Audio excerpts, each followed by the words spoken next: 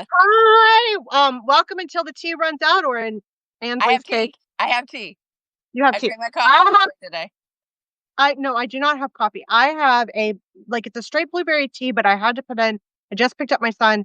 He went to school, and now he's come home sick, and he's like, "Oh no, I have all the symptoms. My tummy, stomach hurts. I think I'm going to be, you know, Yeah. sick. I think I'm going to. My sinuses are stuffy. My throat hurts. My ears hurt, and I'm like, oh, it's time for a little vitamin C boost. So this may not be great tea. And of course, like he goes to school for 5 seconds. I have to run to pick him up. So this, I'm also it's until Ansley's breakfast runs out as well Well, okay, today. that's fair. I have my Sunny C tea, just because it's one of my favorite teas. Um, so yeah, today we are going away from the talk that we've had more about like fiction that we're reading, media we're consuming, and we're talking more about plotting and stuff and like the more technical aspects of being a writer and our very different approaches because um yeah, we have very different approaches. I am a very digital person as I am a zillennial with an X. Um that also has ADHD and the most horrendous handwriting on the planet. Therefore, I don't want to do anything that's on paper. Also, I lose it very easily. Okay. Also ADHD, which is where the boxes come in, which you'll see in a minute. Great teas. But I am but I am very, very analog. I find there's something deeply satisfying. I find that digital cannot replicate my analog experience enough for the creative side of my brain. And So we FYI, want I have my laptop up. I will show you guys. I will try to show you guys my stuff. Because obviously Ansley brought hers, and it is, it's not when you're analog, it's a little bit easier when you only have a phone and to just like go like, oh look, boxes, vase. Although I don't have I don't have I don't have my table set up for you guys, so like you can't see that. We'll have to do that. We'll have to do that another time. Like when maybe we'll go live. I'll clean off my downstairs kitchen Oh yeah, we table could do it when sometime before November for like Novel Quest time. yeah, like maybe just before Novel Quest when I'm ordering my note cards, which we're going to talk about today. Or Um, Novel November, depending on what you're doing. yeah, Novel November, whatever it is that you're doing. First of all, we would like to say, like, if you've been thinking about a novel, like, oh, maybe do I want to write? Like, there are tons of spaces to get involved in writing a novel this November. You have plenty of time. It's not too late. Even if you don't finish it, it's great. Take the risk on yourself. Um, I like to tell people, writing your novel, and that creative leap that you're going to take is the safest, scary thing you're ever going to do. And it's one of those things like when I started writing for me time as a mom because at that point I think it was after my third was born and I felt like my full identity was just being a mom. I had nothing else. And I mean, I'm That sounds home. I gave up work, so I'm like trying to do something that's for me that's also low cost, let's be honest, well, I mean, you can write with whatever you've got. You can use your word processor or notepad on your computer. You can use Google Docs, which is free. You could handwrite stuff, I mean, like you don't need fancy tech. You don't need a whole bunch of things to get started. Now, we're showing stuff about plotting because we've been doing this a long time. We each have our own methods. Like I will start writing my story and like it'll be plotted kind of up here, but I won't necessarily have it on written down. And I'll start writing and then I'll start plotting as does it make sense? but I think that's completely valid. I was just reflecting on like how similar our stories are too about like when we started or picking up because I know we both wrote as kids and then we like put it away for a little while and then I had two kids back to back and when the youngest two, when the youngest of the youngest two, my youngest is like 5 years younger than them, right? But I had the Irish twins. When the youngest of the Irish twins hit one, I felt like I was insane. Like I had been nothing but for almost 3 years, had been nothing but pregnant or breastfeeding, and like my whole identity was a mom. And so I was like, you know what? Me time. So like I do think I do think that that's a total thing. Okay. Yeah. So one of the reasons that I read so much, and I know that Jen reads so much, is that is to get familiar with the plotting process And And with kinda like how stories work, like, there's a mechanic to stories and stuff, like and there's obviously there's a lot of books about those mechanics and, like, the story beats or, the acts and yeah, the but you structures and only need the thing that you yeah, but if you remember nothing from your high school literature courses, right? Um, the thing that you're most likely I found the thing that I remembered was the plot graph, which kinda looks like, a stock market thing, and it looks a little bit like this. I literally just drew this out, so, like, it's probably up, and then it comes all the way down kinda here like a at the mountain. yeah, it's kinda like a mountain. Now It's kinda remember, like but that is very westernized, right? Because there's other story structures around the world that are different. yes, so whatever your story structure is, that's a very Western one, but that's basically what you wanna but whatever story structure you choose, you just like, there's usually a very broad visual for that, and that's the s that's the space, I think, to hold inside a writer's head of, like, where you're gonna go. So and mystery is we've talked about this before. Mystery is slightly contained. There are elements that mystery has to have, right? Like, it Well, has so to just have like romance, there's, like to be a technical romance, there are things that you have to have, one of you which is have to a know what happy you're ending or a happily for now, you know? yeah, the happily ever after or the happily for now. Yeah, I think that's excuse me, I think it's probably I don't know. I know there's, like, this huge thing about, like, if it's not that, then it's not a romance, it's women's fiction. Mhm. Um, Or just general fiction or it's something else. Yeah. or literary or something like that. I don't know.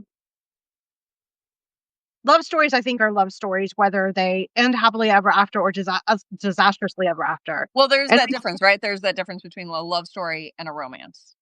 They are that's true. they are two That is different things. very, very true. Though I think actually, like, the one of the best, pieces of advice I got from when I, like, started in the journey, which is the writing group that we're both in, um, is that is to write something, like, especially if you're new, is to write something first and then decide later what it falls into. Because you could think you're writing this great epic fantasy or whatever, and it ends up being a romance first or something, you know? I mean, write what calls to you.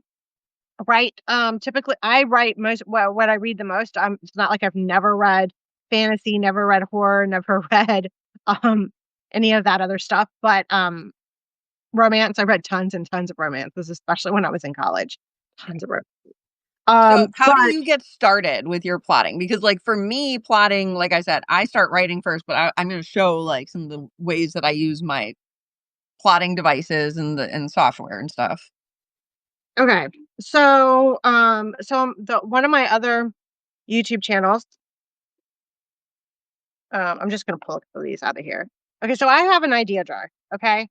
Every idea during the year because I am working on, taking all of the stuff that I've written and pushing it out into the world, right? So that requires a certain discipline for me personally. There are tons of writers who write just for themselves. You can write whatever the plot bunnies say. This is not a prescription, but this is kind of I have an idea jar. So like a plot bunny comes into my head and I do this. Okay. So as I was sitting down to talk about this yeah, Sunday. I could say yesterday. Like, yesterday didn't exist. Sunday, and it's just Monday now, right? Monday just didn't exist. We just skipped from Sunday to Tuesday. I talk about how, like, things we and you and I have talked about, like, how things come up in my life and something happens, right? And so one of the things that I did was I picked up a soccer team, that I'm a coach of this year. And so one of the ideas over the weekend is, that I came down and it's maybe a log line or a nugget of an idea, maybe not quite enough for a log line, like, I'll condense it into a log line later, right? But it's something else, right? Is a boy runs across his soccer coach's body as he is walking to private. So, like, that's an in into, like, why how old is the boy? Why is he walking to practice? Why are his parents taking it? Like, there are all these questions that could be answered. Um, and then I take that, like, as a for later, and I put it into the jar, okay? So, and that's like your physical like way to like also hold off on your plot bunnies, right? Like to Yes, not and then distract you from the current project you're working on. correct. And then as we talked about, Jen and I are both doing a challenge called Novel Quest this November. So usually Labor Day weekend, which I've already done this, I go through the jar. I'm using my hands as if y'all can see me off screen and pointing to the jar that you obviously can't see. Just have to imagine it's here. I go through my jar and I pull them all out and I look at them and I see which one calls to me. And the one that calls to me the most, that I have the most ideas about, we're gonna do. Now, Coral and I did the thing where we were talking about theme and we were talking about log lines and we were talking about things Sunday on Writing Quest. So I do. This is a note card. This one is probably my most filled out thing. Is so it starts. The nugget of the idea is an art thief's work is uncovered when he hires a contractor to remodel his bathroom. And then I came up with a working title, which is called Swirls of Chaos. And then as I was thinking about it in the thing, I was like, I don't want the art thief predicament to show. I don't think that's an interesting space to be. Like, oh no, I'm a thief for a living and I've invited this person in here. And, like, how is he going to discover that his contractor, who he thinks is innocuous, actually knows what the heck he's doing? The person where the conflict is obviously in the contractor. So now we have a really horrible log line that I have not condensed down yet, but it gets all of these ideas that were swirling in my head. And says, a failed fine art painter turned carpenter takes on a swank job promising much needed financial security. His trained eye spots paintings on the wall, which the owner passes off as copies, but he believes are real. What is he going to do? Right? And so that's where I start, is like a log line, which has like my main theme and conflict for whatever. And then, obviously we have characters. You really like it's so funny because I'm over on the opposite end of things where I'm just like, I have this idea. Usually it'll just come up as like a scene, like it won't be like a idea like that. And like I will come up with like a scene and then I will start building a story around like this scene. Like either it'll be like two characters. A lot of times I draw inspiration from like whatever media I'm currently consuming, right? So like I'm on the side, besides doing Shutdown Syntax, I'm working on, like, my pirate novel, which was inspired by the fact that I was watching One Piece and still occasionally dabble into One Piece and stuff. Um, but instead I've got, like, mermaids and stuff and um, so I Highly tend to appropriate. start. What? Highly appropriate. Highly appropriate, yes. But I tend to start with, like, the idea and, like, I may start writing either the scenes or whatever, and then I'll start going back and adding, like, details. So and I'll show you guys kind of, like, the 2 things that I do. So, like, I use 2 things. So I hit here we go. You can kind of see. So I'm sorry, I'm holding it so it's shaky. But I'm in Campfire right now. So like I've been playing around with this because it's very pretty and visual. So like you get like your dashboard, which has like all of like your information. And if you had like other stuff, it's kind of cool because it does show stats and things. Um, but I will go That's in a and great like motivator. it is, like, it and you can see, like, I even changed the back it's hard to see, but there's, like, a ship in the background and everything. But I will go in and I will create, like, my character sheets after I start writing.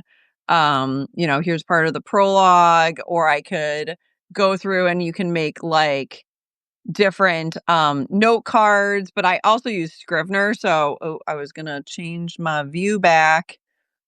Corkboard options, we don't want arranged by label. So I will go through and like I will start writing. So you can see like here I've started writing and then I have like different versions of stuff. But then I will go in and like your physical note cards, I will have little note cards that I actually go through and fill out the like scenes and stuff. And like they won't be like the final scenes or whatever, but like Right. I also That'll have like be my short stories here off to the side because I will tend to write a lot of short stories. I have like all of my character um sketches which are very similar to what's the in Campfire and stuff. I'm trialing using Campfire because I'm thinking I'm going to try to post this story on Campfire first before I post it on other places. I have like my places. I have when I get down here to research, I even have like all my nautical terms has become like a whole thing. So I have a very different way, but like I use like programs where I can condense everything into one spot so that I can't lose it, but I can also quickly go back and look at things, right? Like I can split my screen and see various things I need to see. So, Very different, right? Like then the way well, you came up with like an idea, you have like a fully formed idea. I'm all like, here's a scene. I'm gonna build a whole butt story around it. I'm trying not to swear. Sorry. um, years and years, only after only 20 years of meditation, we have meditated the swear words away, and we use them only when we want to and never on accident anymore. Yeah, sure. That's it.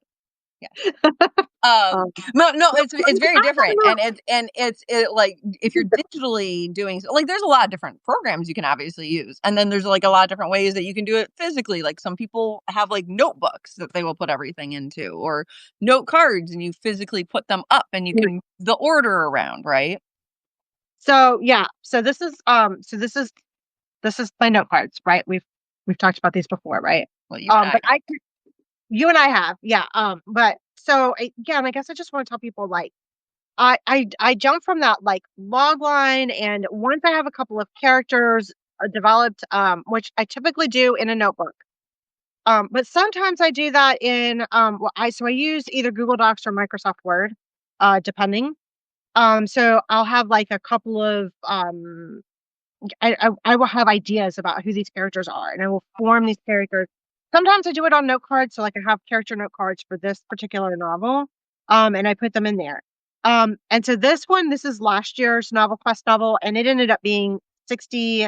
I had 60 scene cards, right? So I moved rapidly from that log line to um, what James Patterson in his masterclass calls potential scenes, right? And when you're familiar, this goes back to that, what is your structure, right? And like, even if this is not the structure you're going to use, like if this is what, like if you're using a Western structure, you're using Western structure or an Eastern structure, it doesn't matter. Each one of those visual representation is a must have to fit the structure of the story that you're writing, right? yeah. That And doesn't mean you so, have to do it at the beginning. Like I know Gwen, for example, will write a draft, a full draft, and and then, then she'll go back and she will do essentially what you do with the scenes and write out the scenes and kind of like what I do too. Um, but she'll do it after the fact and then adjust her writing accordingly to fit the beats. You know what I mean? Like, I, because and I, sometimes that draft, you need to get that draft out and think about how your story's going to go first, and then and go that back and put the structure in place. And that I think is the difference between a plotter, which I have reluctantly become in mystery because I found that being what is called a pantser or sometimes called a discovery writer, right? Yeah. Where you go in and, like you have your ideas and your themes and your concepts and they're all in here and you write it out and you're discovering things about your plot and your character through. I just found mystery to be so structured that I couldn't do it that way, right? I Yeah. think I have done it that way. I think my favorite book that I ever wrote that way, that discovery way, or like when would you, is called The Pilot, and it was this really smutty romance that I wrote.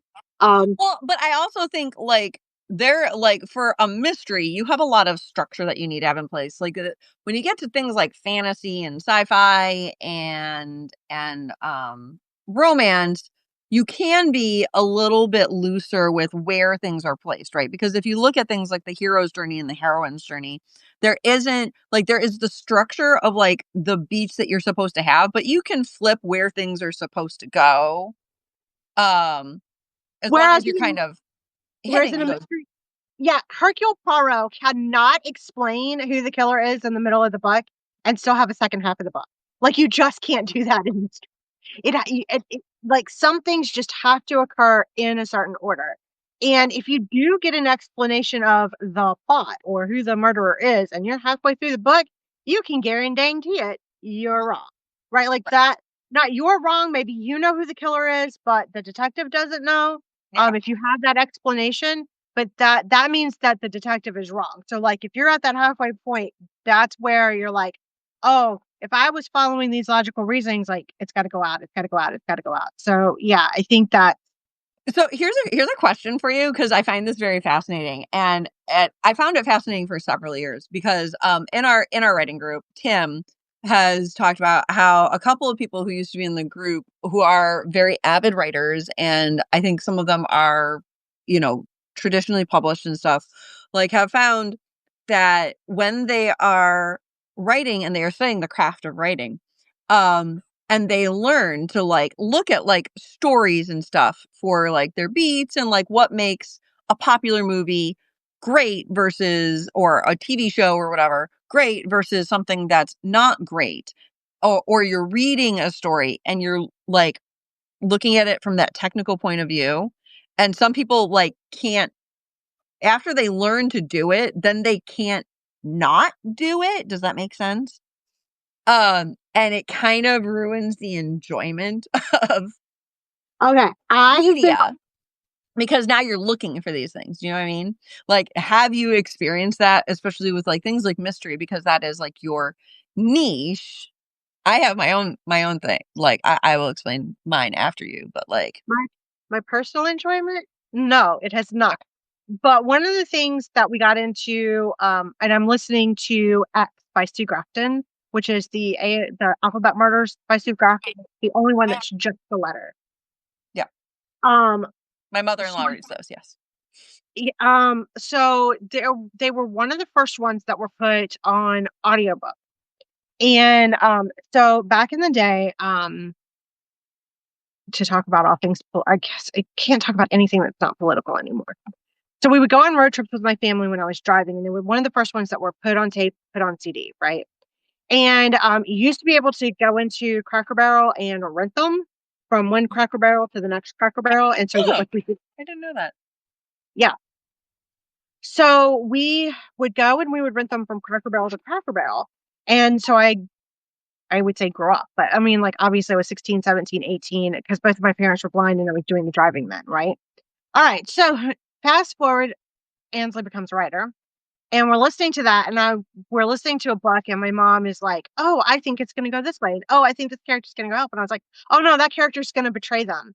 And my mom gets to the end, and she goes, "How did you know?" And I was like, "It was the only writer thing that you could have possibly done." And I end up banned from listening to books with my mother because I ruined the plot for her. Um, You know, it's funny because like I do the same thing when I'm like looking at anime and stuff, and like all these people, like for example, I saw the Demon Slayer movie, right? And like I read the manga. And like all these people are like trying to come up with like all these like explanations for like why these two high level demon slayers, I'm not gonna I won't use the technical term because you guys it won't matter to you. Um but like why they weren't pulled into the Infinity Castle, right? Like we're near the end of like the entire story arc and stuff. And like in my head, I'm like, well, they weren't pulled in because who the F cares? They retired. Like at the beginning, like I'm thinking like who the heck cares? Like they retired. Like as a writer, I'd be like, they retired. I'm not gonna like they retired. They're out of sight, out of mind. I don't care. Right? Like as a writer, that's the easy thing to do. You later see that they're kind of like standing guard somewhere else. So then you think like as a writer, okay, well then they just pulled in all the demon slayers that were like local. Like easy, right? Like it's not like all these like deep explanations, which is really funny because like people always try to like write in like all the deep explanations for like why a writer did like half the time there isn't a deep explanation. It's just half the time we needed to lose half the freaking cast for the plot to make sense, and so we right. just acted out. We're like, "Oh yeah, It's also interesting because with that movie, and I'm watching the first movie from the series, um like there was a lot of complaints over like the story arcs and stuff, and I'm gonna do a breakdown of that later on my Substack just because it's very manga like true to the manga, but it's like not a contained storyline, if that makes sense. So like you don't have like if you like show your mountain thing again for the story act. So, like it's not that because you know what it is. The entire movie. Wait, hold it up again. Is like a third of that peak, that final peak. That's all the movie is like a third of that final peak because we're getting to the end. We're tying up storylines, right? Like, anyways, and it does, but it comes down to plotting, right? People are expecting like certain plot points to be hit, which is where it becomes important to understand your story. So if you're And, plotting, now I'm going back to the technicals, right? Like, so if you're plotting, stop turning off. Um, it's good to understand those story structures, but you don't need to know them at the beginning when you're starting to write. Like the biggest thing that I think can become a barrier for an author is maybe, especially a new author, is worrying about those technicalities, those like, am I hitting this? Am I hitting that? Am I hitting that? Like, write the story first, figure it out later, especially or for you. if you're trying to figure out how to plot a story or how to stop using somebody else's gut, I found like I did a lot of research into this and I found what works for me, right? And that it's the note cards. And it's not because what Jen is using in Scrivener and the corkboard is a bad thing. It's a great thing. A lot of and it replaces a lot of writers who have like a literal physical corkboard and they, used to put their note cards up on the and it replaced that, and it's a genius way to do that. It's just not the way I do it, and I do think when we get to the new one and I get enough, scenes, we'll maybe, we'll go downstairs and I will show you how I rearrange my, because the table lets me rearrange my cards in the order that they're in very easily, like, much faster than the click and the drag and I can just read it and I can just Well, I visualize mean, it, and I I mean, click and drag is just as fast as moving a card physically for me. Like, physically, I can just, if I go here and I go back to my cork board and I'm we're gonna yeah, actually, we'll have a race next time, right? right. But like, if I'm in here and I've got to like move something, I mean, like, Yeah, that's true. you know, That's true. No, I it mean, is it is true. fast. Well, if you're going in that particular order, right? But, like, sometimes I take something from, like, a third of the way. The problem that I have is, like, I want to see all 60 of my dang note cards out on the table all at once. I mean, fair. Um, and, For um, me, it and would just be scrolling. Clearly, I don't have that many yet because this is all of what I have, and I have multiple revisions of things because I'm a weirdo. which is because you're a writer, which might weirdo and writer might be the same thing. I don't know. It might be the same thing. Also, I'm just gonna put it out there. Gwen always laughs at me because she's like, "How do your stories have so many characters?" Like, I'm not even done with the character list here. She's like, "How do your stories have so many characters?" I'm like, "It's a fantasy. It's a big world. There's characters, people." Sorry. We need you know what? We need the next time we do this, she needs to come. She needs to come. Like, we need to do this Right? We should have her on honestly, too, but we do it when she's working. that is true, so, like, I guess we're gonna have to, like, go badger her and find out, like, just maybe expect a weekend version of this when we can get our kids to shut up. I don't know how that's gonna work either. Not gonna work. It's not gonna work. Um, yeah, so I do think, like, so when you're doing plotting, do you do what okay, wait, no. How has your plotting changed over the years? Yeah, so I talked about this on one of the podcasts that I was in. I think when I was first starting out, I had failed to write a novel. I was studying how to write a novel, right? And I got caught up like you, or like you said, not like you specifically. Like you said, I got caught up in how to do all this technical. And I read, like because writing a novel seemed impossible to me. And my parents had both wanted to be teachers. So they were really big on like study it, study it, study it. That's how you're going to understand something, right? And I think I failed to write a novel every single like 10 years between 18 the ages of 18 and 28. I think I failed like every single way it is possible to write a novel. I got one that advocated what's called the Pearl method, where you take like your major plot points and you write them first, and then you string them together, and then you have like your smaller pearls along the way, right? And then you get to your big reveal, right? But the character that I wrote at the beginning of the book and the character that ended up at the end of the book, not even the same character, and the story didn't tie together. And I was Yep. like, well, I can't even today, I cannot do that. Like I have to write in a certain order or else the changes in my character don't make sense. They don't grow organically, even though I plot them out.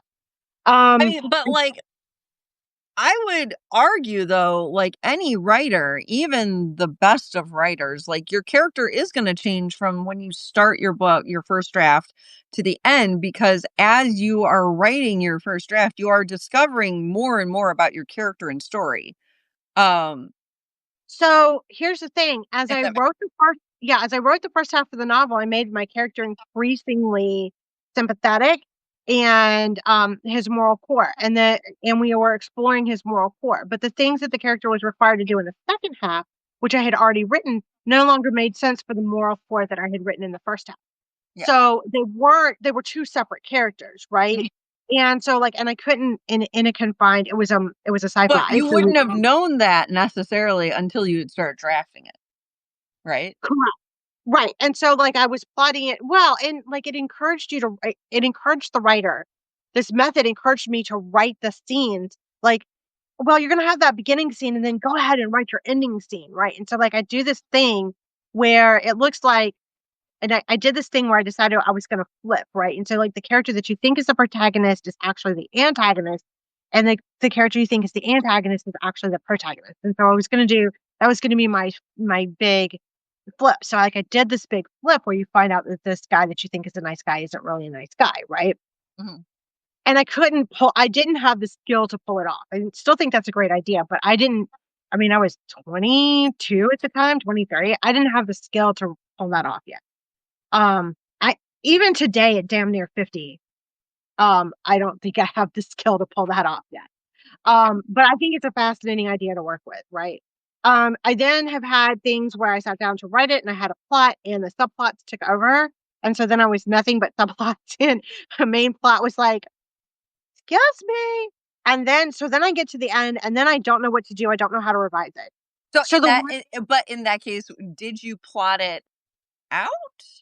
no, I was pantsing. Okay, you were pantsing. Okay. I was pantsing, right? Um, so I was pantsing, so then I was like, "Okay, well, I have to do some plotting." So then we did that.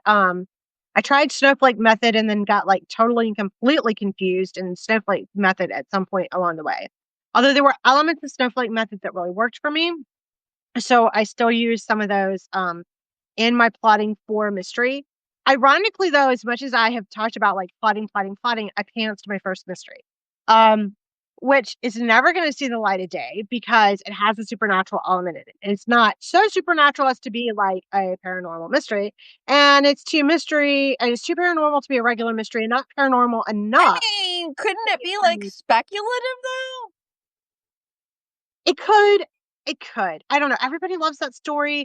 Well, like if so it's the same character Allison that I write about now. Like it's just her at the very beginning of her story where she's falling in love with her first husband. So you kind of see the love triangle between her love for her first husband and then the man who ends up being her second husband after her first husband dies. I knew all of that was going to happen as I sat down to write these characters. Like I knew all about where that was going, and I wrote the first one. I got to the end of it, and I thought it was really cool. But yeah, it has a literal ghost that saves the day. Talk about Deus Ex Machina in there, but I thought that was like a cool thing to do. And everybody who's read the draft of it is like, "Oh my gosh, you need to publish this." But we'll figure that out. I'll figure it out later if there's like enough. But yeah, if you really want to know why she hates, like why she ends up perpetually standing at her first husband's grave and going, "You're a piece of shit and I hate you." Right? She's like, I thought when we got married, would never stop loving you, and now I think I'm never gonna stop hating you." She does say that in the big intersection, the first novella. But yeah.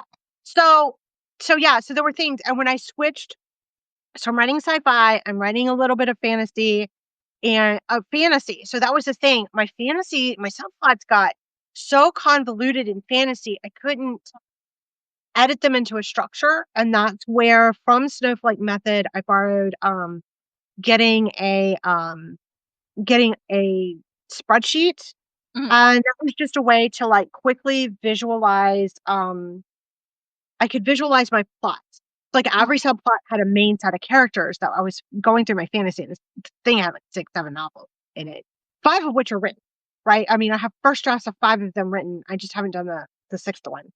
Um, so that I could cross out and drive it all the way to the end of this arc, right? And that's what ended up working for me is like I needed to follow so like character A is Erilyn, character B is Braden, see where I get this from. Character C was Bruce, just because like I needed a C character and I didn't have a C name for him. Um there's anyway, yeah, so, like, my characters all and sometimes you will still see that in a first draft, right? As, like, who are my A, B, C, D, and E characters, and that's the way I plot them in my, spreadsheet. Mhm. which I don't have pulled up on my I'm sorry, I can't show you on my thing. I didn't think to bring it up today. But yeah, that's how I did it. But it got me thinking, what is the basic information that I need in a scene? And what I found was that I could contain every basic bit of information on a scene if I get a good one. Um, and these are all really short. Like these are just ideas. Well, I mean, it would Okay. be, like, similar to what I have on mine, right? Like, it would be, like, Yeah. you know. Yeah. So like, and they vary. So like scene 47A from last year is Renee is offered a contract to race in Europe, and scene 47. So 47A happened before 47. So we switched the order of those, right? Renee begs Allison to come with him to and blow their little town for good, and Allison chooses to stay and help her dad with his election. Right. Mhm. So like these are 2 and they have to take place in that specific order. Um, so, like and then that's how I ended up with 60 cards, right? But obviously, I wrote 47 as the story beat, and then I was like, "Oh, wait, I forgot to have this thing where he's actually offered, and we do Yeah. kinda need I do kinda need to see it." So then I went back and I put them in there, right? And that is the barest information. I don't know who these characters are that are gonna offer him the thing. Like, I know his dad's gonna be in that scene, Yeah. but I didn't have to write that down on the note card. And it's just the barest information, and then I can put that through. Sometimes I have all of that, like who's in the scene and who's gonna bust who and, like, whatever, and then Yeah. I put that in there. And honestly, when I do stuff like that, like, what I will do is when I am, like Mouse, what are you doing? When I am in, like, something here and, like, I was writing, like, obviously, I have highlights for things I need to change, but I also will end up putting notes over here, like, um, like, well, that's like, here, I have a discrepancy, like, I will be, like, typing and, like, editing, and then I'm like, "Oh, I have a discrepancy, like, I need to, like, take care of that, and this is in the note for this chapter that I was working on," right? Like, um Whereas I have to put those in my draft, so right. And I mean, you can do that in a lot of different ways because you could always do that by adding comments or something if you are in, like, Word or whatever. I know Scrivener always had that high learning curve, so, like, not a ton of people use it, in our writing group at least. But, like, I was honestly floored. Yesterday, I was in a Scrivener, workshop and, like, there were, like, I don't know, 1,500 people or something in it. It was wild.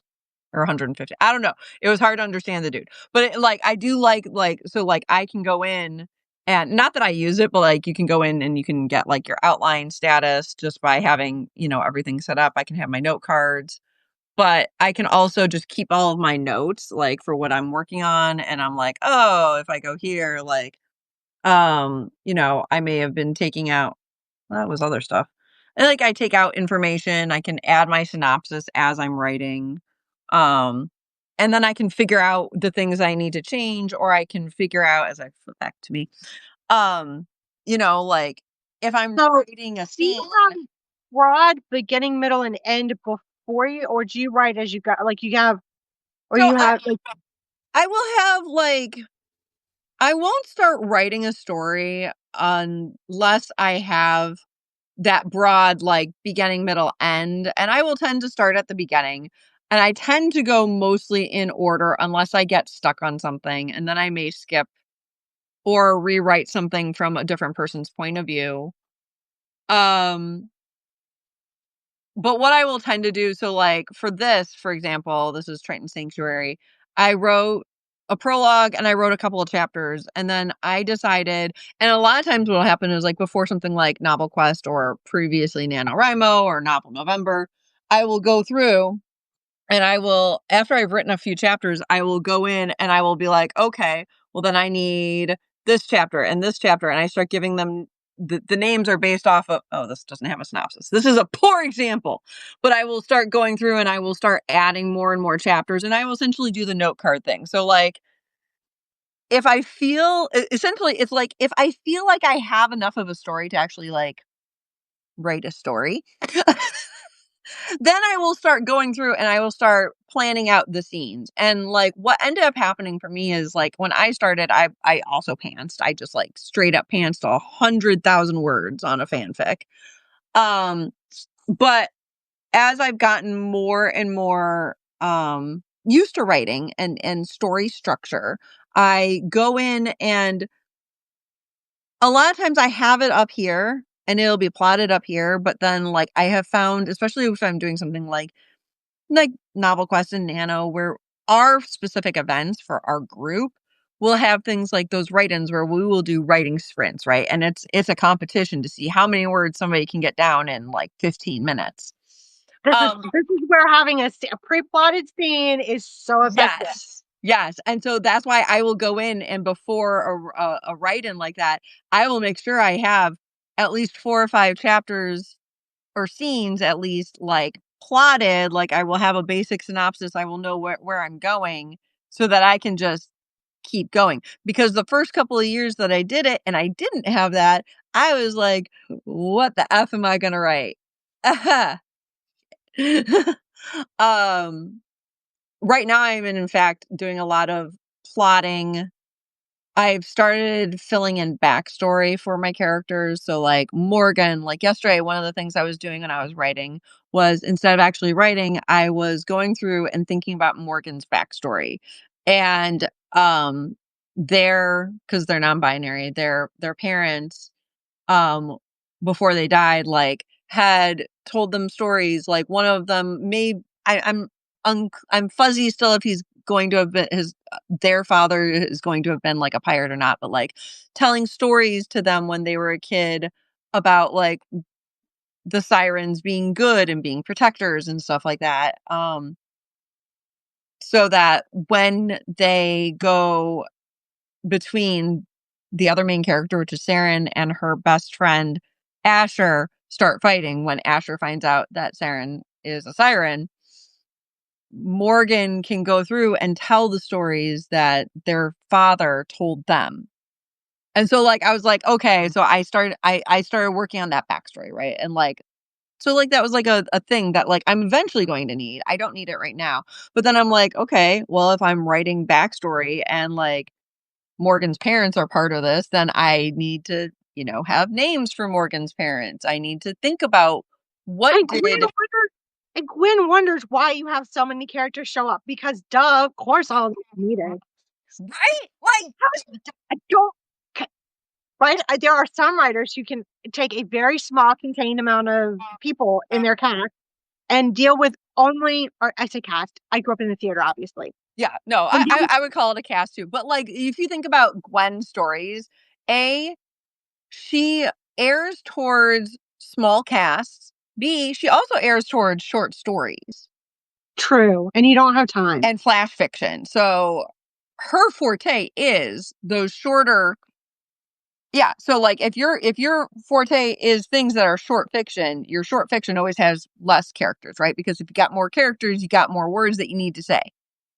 Whereas my forte is novels. And you look at, I mean, like, yes, you can have novels that have very few characters, but like, let's be honest, on like grand adventures, and you think about it, like, I have a lot of things that are like grand adventures that are fantasy, more of your D&D style thing. Yeah, you're going to have like a lot of characters. This is why you got to feel bad for DMs because they got to come up with names for all these NPCs and shit. No, I refuse to feel bad for them. They chose this. That is true. They did choose that. But we chose it too as writers because we need to give them all names. I hate Yeah. it so much. I hate it Yeah. so Also, and in my head, this was a great idea to write something about pirates because now I got to learn about ships. Even But if it's a fantasy world, I got to learn about ships and stuff. what is the difference between a cutter and a schooner and a Frigate. sloop and a sloop? Yeah, yes. And I do believe my one main ship, which I had to write a history about the ship. I had to write a history about a ship yesterday, Ansley, because I was like, you know what? This ship has seen things because the ship was originally built by like the Navy and then it was captured by or taken and commandeered by pirates and now it's Oh, been really? recommandeered by the Navy. But they don't know that it was originally built by the Navy. Hmm. The But I drama. think like, isn't that the story of Blackbeard's ship, Queen Anne's Revenge? I have absolutely no idea. I do have a book on Pretty pirate sure. on my Kindle to look to do some more research. which I don't remember what the name of that book is. It is Under the Black Flag. Interesting. I Yeah, will be so reading that. I also have a mermaid book that is history of like merfolk. I think it's really interesting. Everybody thinks they know everything there is to know about Blackbeard/Edward Teach, right? And I grew up in North Carolina. He's like the pirate because he was killed on the Outer Banks, right? So like it's so exciting when you're a kid and you go to the Outer Banks and I you can thought I was like see. sloshing my tea around like I'm drunk. I swear to God. I'm done with my PE. Um, yeah, so like it was so I think so like they're just these like random bits of like Blackbeard lore that I know, right? And I got to be an adult, and actually there's a pretty serious study, and they're like, actually we don't really know who he is. Like we think he's this person, but actually what happened is these people like he was probably like a second or third son from a really prominent family. They think he was highly literate, right? Mhm. Which means he can't be like Edward Teach, like there's no tracing him back. Like he must have been, and he had great command. He managed to get all of the, at the beginning of his career, all these pirates to follow him. So he had to have experienced commanding men, and they're like, so like now it's like, who the heck was he really? Like he had to have been a commander, some sort of like junior commander that fell from grace because he couldn't have been an admiral, Went or we would rogue in some all way. yeah, if he was an admiral, we would all know who he is, right? Yeah. Or vice admiral, or something like that. So like maybe he was like just a random Navy captain and like we don't know how to trace him properly. And like it's just fascinating. So wait. Now that brings up one last good thing to talk about because I'm almost out of tea. I'm almost out. I'm not out yet, but I'm almost out of tea.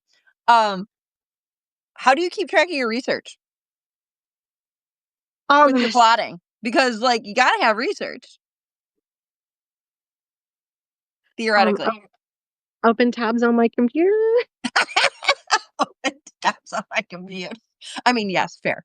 Um I will Depends say this is where I like the Kindle app, where some of my research, I like to have the book on my Kindle because then I can do the highlights and I can refer to my highlights on my Kindle app. Okay, so no, I have a bunch of nerdy books. I have a bunch of nerdy books sitting in myself. Um, but I also have a bunch of nerdy audiobooks. Let's say, listening in. So like I read a ton of history. Like I do read a lot of mystery, but I still read a ton of history. Although the book that ironically, the audiobook that I've listened to the book the most, and the one that I have rifled through the most, as an adult is, and this might be a shock to you, is Capital in the 21st Century by Thomas Piketty. So, which just basically describes the structure and the history of capitalism, which is like a fascinating book. And there are definitely, and he goes into interestingly, like I started reading Jane Austen differently. I had to go back and read I still read Jane Austen once a year, right?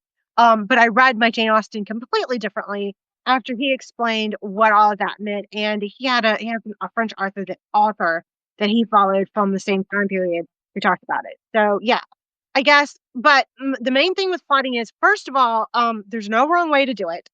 Just try a whole bunch of things and see what works for you. I guess before giving out advice. But the note cards, one way or another, you have to have some place to trap and keep whatever it is, if it's virtual or if it's for real. And like I carry one of these in my purse with me at all times. Jen has been with me literally in the restaurant when I was like, "Ooh, idea!" and I like whip it out and like Get it out. I whipped it out, me and my pencil, and Jen is like, "I'm just trying to enjoy my salad here," and I'm like furiously writing on. I mean, yeah, so like it's definitely a um it's trial, like as I say with everything with writing and like any art really, it's trial and error figuring out A, what works for you. B, it's gonna evolve over time. Like we've both talked about, like our plotting has evolved over time. Like the way I keep track of all of my information has evolved over time. The amount of information I keep has evolved over time. Like if I were to go in to my one romance book, the amount of information I have on that one, let me see if I can find it.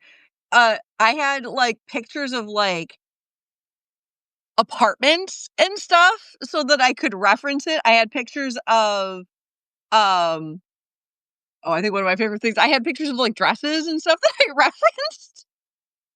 because I was like, "Hey, I need to keep track of this." Oh my god, I have it open still to one of the pictures because I was like, "Hey, look at that." So I was like, "Oh, like that's like one of my characters, like apartments and stuff." Or I was like, dresses.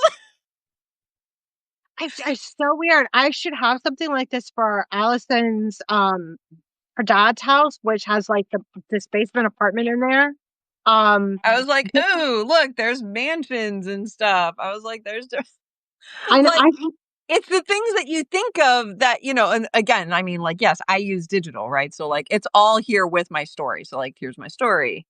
but I need to do this for Allison's. I mean, because like, I hold her dad's house's, uh, footprint inside my head, and I don't even know, like, it's not based on anything specific. So I created it out of whole cloth as far as I know or whatever, 'cause there's, like, this grand hallway, and then, off to one side, there's the living room, and off to the other side, there's the formal dining room, and obviously in the back, there's the kitchen and whatever, which is separate, and then there's a study down the hall, and then there's, like, to the upstairs, and then there's to the downstairs, and, Yeah. like, I and mean, there's some the people bathroom. draw like images. I'm working on for the Triton Sanctuary, like I'm working on drawing maps of like the city of Capo, which is where like a lot of the story takes place. And like it's very specific because there's like it's like on a peninsula and like there's a mountain range that essentially effectively cuts off the city really from the rest of the country. So like that's important, right? Like there's a reason that this city is very isolated from the rest of its country and it has maybe So, I can give you the internal footprint of Allison's, like, I could probably draw that out for you, like, boom, boom, boom, boom, boom, like, yeah. and I hold it inside my head. No idea what the exterior looks like. I know what her Well, backyard looks like. whereas No idea like what I her was like all up on Zillow being like, "Oh," or like apartment finders and I'm like in like looking at like fancy apartments in like, New York and whatever because that's where that romance took I place just know and stuff. the thing has a side garage, and when you go into the side garage, the door that goes inside, it goes to the downstairs to the basement apartment, and you go straight and it goes into the kitchen. That's, like, literally all I know about the exterior is, like, garage opens, and at the back of the garage, you either go in and you can go, well, one way goes down the But, stairs, and the like, way for me, like, that is integral actually to the plotting, which is, again, why for me, I like having my digital stuff, right? And I have everything in Scrivener or in Campfire, you can do, like, the same thing. Scrivener's cheaper. yeah, Um the description of, Allison's dad's house is, "It's a showpiece house." That's it. This is the entire description of the exterior. Do that with what you will. I Yeah. don't know what that Eh, means. but again, it's that talking about, like, evolution of A, your plotting, and B, like, plotting goes hand in hand with other things that you're gonna need, right? Like, settings and character descriptions and history and backstory and stuff, like, all are part of your plotting adventure, which obviously we didn't really I mean, we talked a little bit about it because I showed, like, my pictures, like, for settings and stuff and talked about, like, map making and character like, we could do a whole thing on, like, character sketches and, like, how we build out our characters, which maybe is a good one to do, soon No, because I'm out of tea. Ha! I drink it all. And me so that too. means It's time for us to go. Yeah. time Yep, for us we're all to go. But also, this is, like, the most number of people we've had for a while. So thank you for tuning in on us talking about plotting. to talk about plotting, but maybe characters next. So maybe, like, how we build out a character.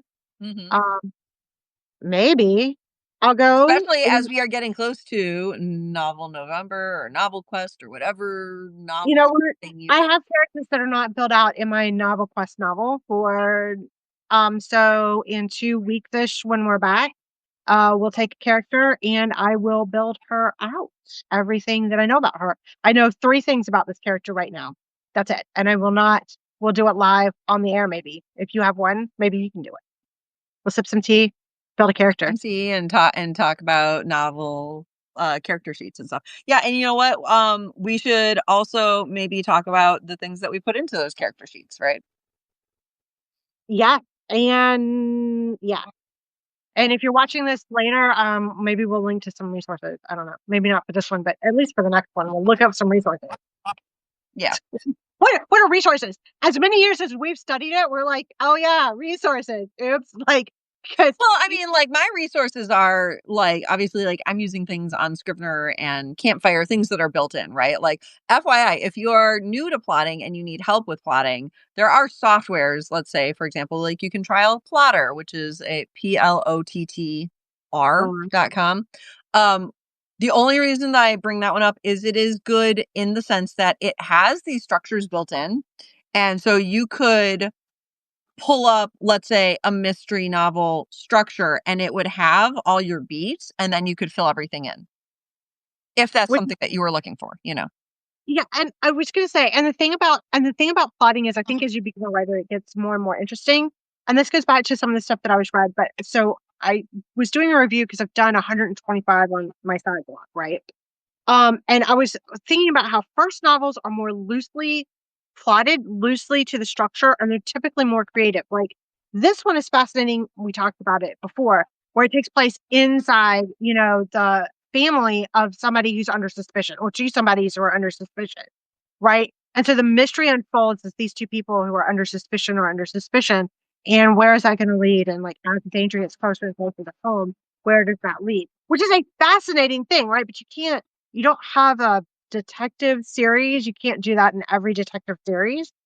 And I think like younger, as in like newer to younger novelists tend to be more creative, and indies tend to be more creative in this. And I think experienced old hats who are more used to structure and when it gets old, more conventionally plotted, and a little bit more tight.